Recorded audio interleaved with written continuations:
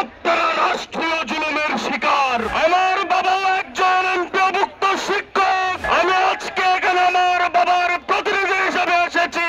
আমি আজিজুল হক, ঢাকা বিশ্ববিদ্যালয়ের মাস্টারদা সূর্য সেন হলের ভিপি। আজকে এখানে কোনো রাজনৈতিক এজেন্ডা নিয়ে আসিনি। আজকে এখানে একটি সম্পূর্ণ যৌক্তিক আন্দোলনে সংহতি জানাতে এসেছি।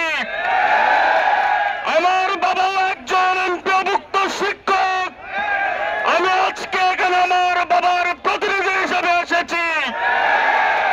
সম্মানিত শিক্ষক সমাজ, আজকে এই মুহূর্তে আপনাদের শ্রেণীকক্ষে থাকার কথা, কিন্তু আজকে ঢাকার কেন্দ্রীয় শহীদ মিনারে এত মিছিল, এত অনশন, এত প্রতিবাদ কেন?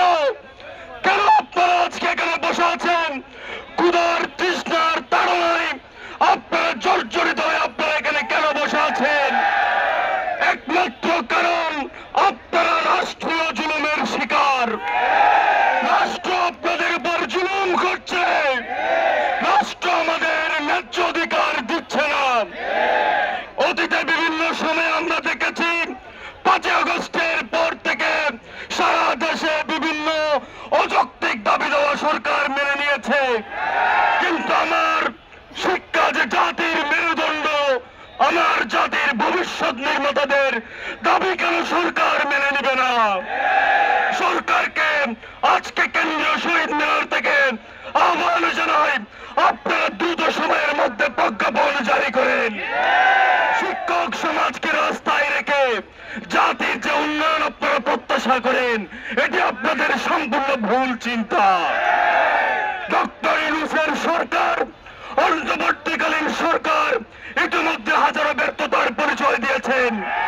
আপনাদের সবচেয়ে বড় ব্যর্থতা হলো 5 তারিখের পরে আপনারা দেশ গঠনের জন্য সারা দেশের মানুষের যে অব্যাহত সাপোর্ট পেয়েছেন। আপনারা অনেকগুলো সংস্কার কমিশন গঠন করেছেন, কিন্তু আপনারা কি শিক্ষা সংস্কার কমিশন গঠন করেছেন? এটা কি অন্তর্বর্তীকালীন সরকারের জন্য লজ্জা নয়? বিশ্ব শিক্ষক দিবসে আমাদের শিক্ষকদের মেডিকেল ভাতা 500 টাকা বাড়িয়েছে। এটা সামগ্রিকভাবে জাতি হিসেবে আমাদের সবার জন্য অনেক বেশি লজ্জার।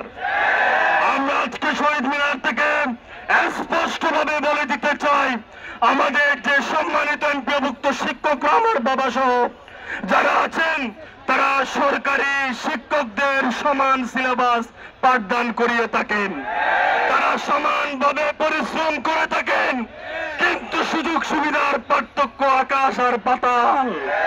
এই বৈষম্য আমরা মানি না। আজকে বাংলাদেশের শিক্ষক সমাজের পাশে তাদের সন্তানেরা, তাদের ছাত্ররা শিক্ষকদের সাথে আছে।